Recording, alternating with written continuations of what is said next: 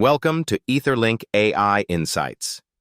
I'm Alex, and today we're diving into one of the most transformative shifts happening in enterprise AI right now.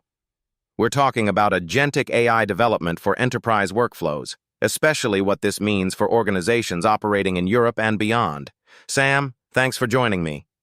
Happy to be here, Alex. And honestly, this is one of those topics where the hype and the reality are starting to converge in really interesting ways. We're not just talking about chatbots anymore. We're talking about autonomous systems that can actually orchestrate complex business processes. Exactly. So let's start with the baseline. What's actually changed between now and, say, 3 years ago? Because I think a lot of listeners probably remember when AI in enterprise meant a single chatbot answering customer questions. Right. So the market data is pretty striking here. Gartner's 2026 AI Executive Survey shows that 64% of enterprises now prioritize agentic systems over traditional RPA or single model deployments. That's not a small shift, that's a wholesale pivot. What's driving it is that autonomous agents are fundamentally better at handling ambiguous multi-step processes than rule-based automation ever was. So it's not just about one agent doing one thing better. It's about multiple agents working together, right? I saw in the research that there's this concept of agent collaboration or orchestration happening. Exactly. Think of it like a team rather than an individual contractor. You have retrieval agents that gather information, planning agents that figure out the strategy, execution agents that actually carry out the work. All of them operate under a governance framework. And here's the kicker. Organizations using coordinated multi-agent systems are seeing 3 to 4 times higher task completion rates than single-agent implementations. That's substantial. So if you're a competitive enterprise in 2026, this isn't a nice-to-have anymore. It's table stakes. But here's where I want to push a little. Deploying something that powerful introduces real complexity and risk, especially if you're operating in Europe. Absolutely. And that's where the EU AI Act becomes your design constraint, not an afterthought. These agentic systems, when they're operating on high-risk workflows, fall into Category 2 or 3 under EU regulation. That means you need real audit trails, continuous monitoring, governance frameworks with escalation protocols, the whole infrastructure. Let's break that down a bit for listeners who might not be deep in the regulatory weeds. What does an AI audit trail actually mean in practice?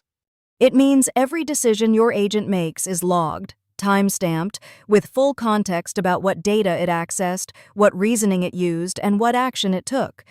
So if something goes wrong, or if you're audited, you have a complete chain of custody. It's not optional if you're in the EU, it's compliance infrastructure. And honestly, it's good governance even if you weren't regulated. Right. So we're talking about designing compliance into the system from day one, not bolting it on after the fact. How many enterprises are actually doing that? About 71% of mature enterprises in the research are taking that compliance-first approach. But here's the gap. Most off-the-shelf AI solutions treat compliance as an add-on. That's where custom development actually wins. You can bake governance, observability, and monitoring directly into the architecture. So if I'm sitting in Amsterdam running a mid-sized financial services firm, and I'm thinking about deploying agentic AI, where do I even start? What are the concrete things I need to assess? Good question. There are 4 pillars of agent readiness you need to evaluate. First is reliability. Can the agent consistently perform its intended task without hallucinating or failing? Second is observability. Can you see into what the agent is actually doing and why? Third is governance. Are there clear controls, escalation paths, and human oversight mechanisms? And fourth is compliance. Does the system meet regulatory requirements for your jurisdiction and your use case? Those sound comprehensive, but also interconnected. Like, observability supports governance, and governance supports compliance. Is that the right way to think about it? Exactly right. They're not independent requirements, they're layered. If you have observability, you can catch issues earlier, which strengthens governance. If you have strong governance, you meet compliance requirements more easily. The mistake a lot of organizations make is treating them as separate tracks. You need them to reinforce each other.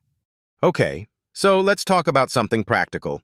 If I'm building or evaluating an agentic system, what are the specific evaluation criteria I should be looking at? You need to look at performance metrics, task completion rates, error rates, latency. But you also need to look at what I'd call behavioral metrics.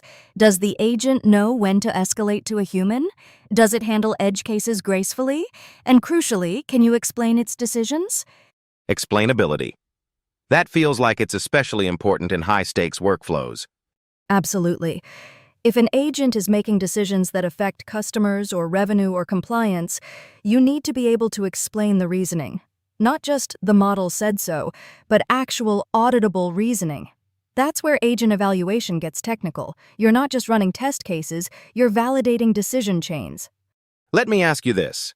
Are there specific industries or workflows where agentic AI is proving itself faster than others? Financial services, supply chain, and customer service are showing the strongest early adoption and ROI. These are domains where workflows are complex, multi-step, and involve a lot of coordination. Customer service especially, agents handling ticket routing, information retrieval, and escalation decisions are delivering measurable improvements. But the pattern is spreading across sectors. So, for someone listening who's thinking about this, what's the practical next step? Like if I'm convinced this is necessary but I'm not sure how to architect it. Start with a governance audit of your current workflows. Map out where decisions are being made, where human oversight exists, and where you have regulatory constraints. Then identify one high-value workflow where agentic systems could add real value. That becomes your pilot. And crucially, involve your compliance and risk teams from the start, not as reviewers at the end. That's solid advice. And I think the key insight here is that agentic AI isn't just a technology problem. It's an organizational and governance problem first, and technology second. Exactly. The enterprises that are succeeding aren't the ones with the most advanced models.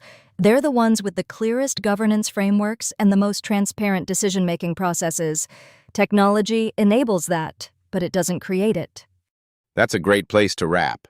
Listeners, if you want to dive deeper into this, and I mean really deep, with specific implementation patterns, governance frameworks, and compliance strategies, head over to etherlink.ai and find the full article on Agentic AI Development for Enterprise Workflows in Amsterdam. There's a lot more detail there about evaluation criteria, orchestration patterns, and real-world deployment strategies. Sam, thanks again. Thanks, Alex. Great conversation. And to our listeners, if you're building or evaluating agentic systems, the time to think about governance is now, not after you've deployed something in production.